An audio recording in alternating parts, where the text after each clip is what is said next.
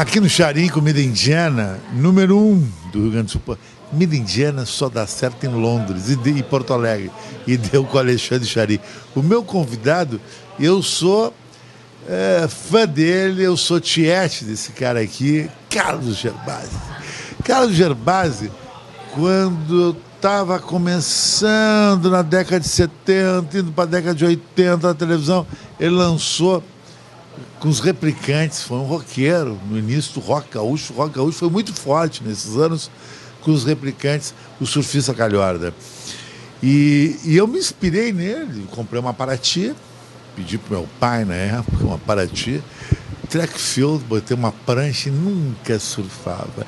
Ia para os moles lá em Torres com o Alemão Ney, tirando o Alemão Ney, lá em Torres, bem na Numambituba, mas não surfava. Aí veio o Surfista Calhorda, que a gente vai fazer uma homenagem a Carlos Gerbasi, que é um cineasta, é um músico, é um artista, falar um pouco da vida dele, do trabalho dele, e no final vão botar ele não surfa nada, Replicantes. O Replicantes foi teu início no mundo do business? Mais ou menos. Na música, com certeza. No cinema, não. No cinema eu comecei muito cedo. Comecei quando eu estava na faculdade de jornalismo. Tinha um colega chamado Nelson Nadotti, que hoje está no Rio de Janeiro, escreve novelas, e ele fazia cinema Super 8. E levava os filmes para aula. Filmes horríveis. A qualidade era muito ruim, né? Qualidade muito ruim. Mas tinha Famecos. Eu tirei Famecos. Tinha alguma coisa autoral ali. E eu achava impressionante o cara que fazia cinema com a idade que nós tínhamos. Nós tínhamos 19, 20 anos. E ele nos dizia, vocês só ficam criticando, dizendo que é ruim, quem sabe vocês fazem para a gente fazer um negócio melhor. E foi ali que eu comecei a fazer cinema. Então foi 78. 78 eu fiz, 79 eu fiz, em 80 eu ajudei a fazer um filme muito importante chamado Deu Pra Ti Anos 70. Muito legal. Que é do Nelson e do Gil Assis Brasil. E ali eu comecei a descobrir o mundo da arte, do cinema. Mas como é que entrou? Os Replicantes em 83. Como é que foi a história dos Replicantes? Os Replicantes, assim, cinema eu aprendi na prática. Eu nunca tive. Tu continua? Continuo, tô aqui jantando com Mas a atriz Rosane Mulholland, que eu tô filmando com ela amanhã. Tô fazendo um longa aí. Eu tô sabendo. Então. Música, por que tu parou? A música rock and roll é um negócio que exige imersão total, né? Ou tu tá numa banda, né, de coração totalmente. E os Replicantes, em 2001 para 2002, eu aumentei muito a minha carga horária na PUC, eu já era professor, e tava difícil de conciliar, realmente fazer 2 shows no fim de semana, fazer o show de São Borja domingo e vir dar aula segunda-feira de manhã. Tava dureza, eu achava que eu estava meio que segurando a banda, assim, e aí eu disse, eu vou sair. Aí eu negociei a volta do Vander, né, porque na verdade eu comecei nos Replicantes como baterista, e o Vander Wilner era o grande vocalista dos Replicantes. Foi de 83 até 89, mais ou menos, foram 6 anos. E o Vander saiu para fazer a sua brilhante carreira solo, e a gente testou alguns vocalistas, mas ninguém era cara de pau o suficiente. Aí eu vou ficar como vocalista. Aí que eu assumi como vocalista dos Replicantes. E entrou o Kleber na bateria. Ali eu fiquei muitos anos como vocalista. Quanto aí, tempo durou a banda?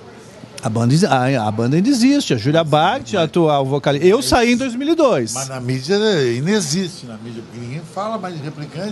Mas tinha que Replicantes e falar de Carlos Gerbasi. Mas tem que falar, porque é uma banda muito interessante ainda. A banda fez 30 anos há 2 anos atrás. Mas tá com você foi 32 anos. Da banda. Eu sou fundador da banda. Sou eu, o Vander e os irmãos Heinz que estão até hoje. Eu saí da banda em 2002, estou dizendo. Aí quando eu resolvi sair da banda, que não dava mais, eu negociei a volta do Vander. Então teve uma volta do Vander Wilner ainda, ele ficou ainda alguns anos. Também. É um dos fundadores da banda. E aí ele ficou alguns anos, depois saiu. Mas aquele rock que tu fazia naquela época, que tinha o Tara na Tiriça, Engenheiros do Havaí, Garotos da Rua, que estilo de rock era aquele para ti? Era um rock progressivo, um rock forte, um rock Rolling Stone, um rock Nirvana, um pop rock? O que seria? Não, Nirvana nem existia ainda. O Garotos era muito Rolling Stones, tá? O Taranatiriça era uma coisa mais de heavy rock, hard rock, etc. Nós éramos punks. Nós fomos a primeira banda punk do Rio Grande do Sul. Até o estilo de vocal, né? Era muito O forte, Vanda, sim, muito, mas a gente ouvia Sex Pistols, ouvia Clash, essas coisas que pouca gente ouvia, o mundo mudou muito naquela época, até que as vanguardas musicais chegassem aqui, levava alguns anos, tinha que ir atrás de disco importado, as revistas não tinham, hoje o mundo é instantâneo, então nós, apesar de sermos de classe média, éramos todos, né, todo mundo se virando, trabalhando, etc. Mas nós não éramos os punks operários lá, né, de Londres ou de Nova York, etc. Mas nós sabíamos o que era o punk. E nós éramos muito autênticos, porque nós não sabíamos tocar nada. Nós não tocava nada. Então, a essência do punk, assim, faz o que tu quer. E tu pode fazer, né? Não precisa fazer faculdade de música para fazer música, assim como eu nunca fiz faculdade de cinema para fazer cinema. Claro que estudar é muito bom, estudar sempre é muito bom, mas quando tu tem vontade de fazer, tu tem que, entender, fazer, e foda-se, tem que fazer mesmo. Os Replicantes foram isso, por isso que eles foram e ainda são muito autênticos, né? Porque é o do it yourself, faça você mesmo. Agora, aquele estilo de rock hoje, tu compara com qual banda hoje a nível mundial? Aquele punk tradicional morreu. Tu tem bandas que simulam. Não, Metallica é uma banda muito forte, mas é uma banda mais decorrente do heavy metal, né? É a banda Metallica, enfim, é o Iron Man. Heavy metal perto da música eletrônica ficou reunião dançante, né? Porque a música eletrônica é muito mais forte. Ela é muito mais forte. Tem algumas bandas. O mercado europeu, o mercado norte-americano, eles têm nichos que são muito grandes e que dão muito dinheiro ainda. Então tu tá dizendo assim, o Judas Priest, enfim, acaba. Não, eles não acabaram. Eles ainda fazem shows e reúnem muita gente. Entendeu? Tu pega o Ozzy Osbourne, que, enfim, para nós, é o grande cara do heavy, ele tá acabado. Ele não tá acabado.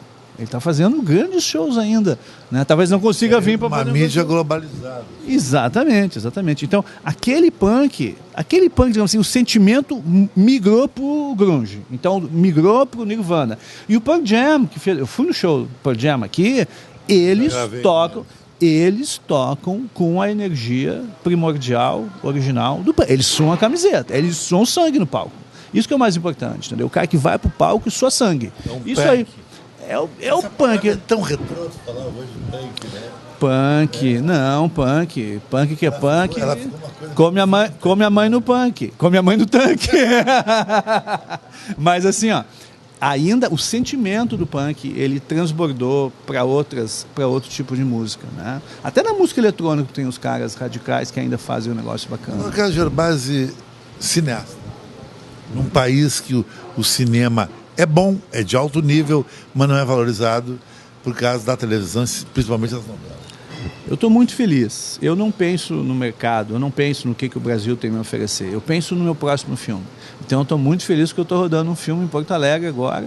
Estou trazendo atores maravilhosos. Estava aqui jantando um sarinho com a Rosane Mulholland, que é uma atriz de Brasília, que eu adoro, fez filmes muito importantes. Amanhã eu vou filmar com a Maria Fernanda Cândido, já teve aqui a Maite Proença, vai vir a Sharon Menezes e muitos atores do Rio Grande do Sul. Filmei ontem com o Werner Schinemann. Então, é um clássico, né? Eu estou muito feliz que eu estou filmando agora. Sempre que eu posso, eu filmo. Aqui no Brasil, a gente fica triste às vezes que a gente gostaria de filmar mais do que a gente filma. A tua produção, tu tem patrocinador que banca o filme ou não? No caso aqui, foi uma série de verbas que estavam destinadas a outros projetos que a gente juntou para fazer esse. Mas, eventualmente, a gente consegue patrocinadores. Está muito difícil. Não existe estúdio aqui no Brasil. O que tu tem hoje no Brasil é um negócio chamado Fundo Setorial do Audiovisual, que é um fundo financiado por várias fontes diferentes e que funciona... A Lei Rouanet é outra coisa, mas esse fundo me dá uma certa esperança que a gente vai ter uma produção mais ou menos continuada aqui no Brasil. E o que a gente tenta fazer são filmes que sejam, né, que a gente gosta de fazer, que sejam filmes artísticos, mas que também conquistem o seu mercado. Agora, para encerrar, Gerbasi, por que Hollywood é aberto para o mundo todo? Por que tão poucos atores brasileiros se dão bem em Hollywood? Se você vê É Rodrigo Santoro, um país de Alice 200... Alice Braga. Mas um país de 200 milhões de pessoas. A Venezuela tem mais atores lá, México tem mais atores, Canadá tem mais atores. O problema é língua, mas língua tu aprende. Por que tão poucos atores? Bom, é difícil.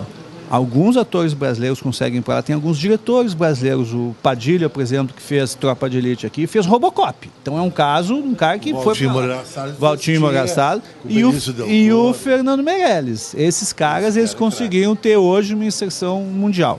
Para os atores é questão de língua, né? Alice Braga, por exemplo, fala inglês fluentemente, ela engana completamente.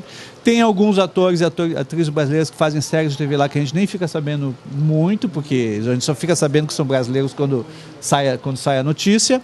Mas principalmente é o seguinte, não adianta tu filmar lá. Se tu vai filmar lá, tu tá dentro das regras dele. O nosso desafio é fazer o cinema brasileiro ficar forte, né? Esse que é o problema. Exportar gente. Tu sempre vai exportar. Sempre foi exportar. Agora o problema é nós fazer que o nosso cinema seja forte o suficiente para enfrentar os caras no nosso mercado. É uma coisa inadmissível. Um filme que ganha o Kikito, ninguém sabe aqui. Agora as pessoas sabem quem ganhou o Oscar.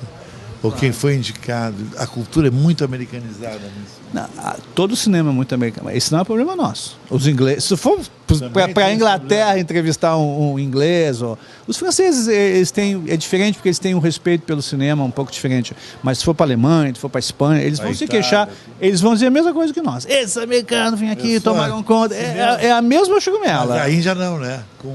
Não. Com Bollywood, né? Bollywood. Mas assim, ó. A Índia, ela era muito forte quando não tinha entrada da TV a cabo. Eles resistiam ao VHS, resistiam ao DVD. Quando a TV a cabo entrou aí lá, matou.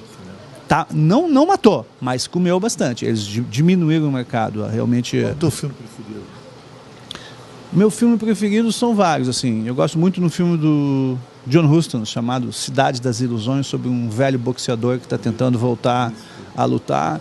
Eu gosto muito do Kubrick, gosto muito do Woody Allen, mas tem filmes brasileiros maravilhosos também. Tem um filme chamado Vidas Secas, do Nelson Pereira dos Santos, que ele é o retrato do Nordeste brasileiro, feito com uma beleza fotográfica Antônio fantástica. O Antônio Gonçalves. O filme preferido a nível mundial é Blade Runner, que ele anteviu há 30 anos atrás o que seria o futuro. Sabe, o nome Replicantes vem dos Blade Runners. Porque, interessante. Exatamente. O Blade Runner foi lançado em 82, chegou no Brasil começo de 83, e lá aquele ano os Replicantes da banda de Android, né? Os Android. Nós dizíamos que nós éramos como os Replicantes porque nós éramos muito fortes, mas nós íamos durar muito pouco. A banda tem 30 anos. Os Replicantes, segundo o Ridley Scott, era há 6 anos. Isso aí, os Replicantes já têm 30 e estão na estrada ainda. Foi um privilégio estar contigo, sou teu fã. Para encerrar a homenagem a Carlos Gervásio, Replicantes, surfista carioca.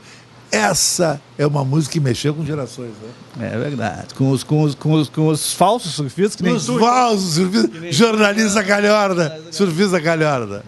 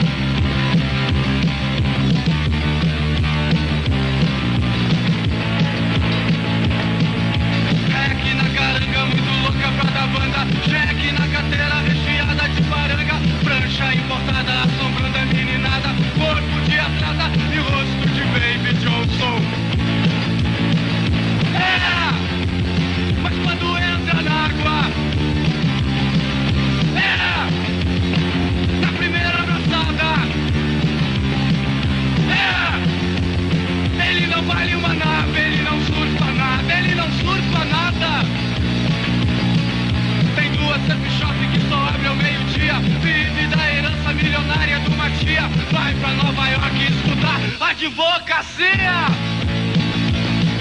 É, mas quando entra na água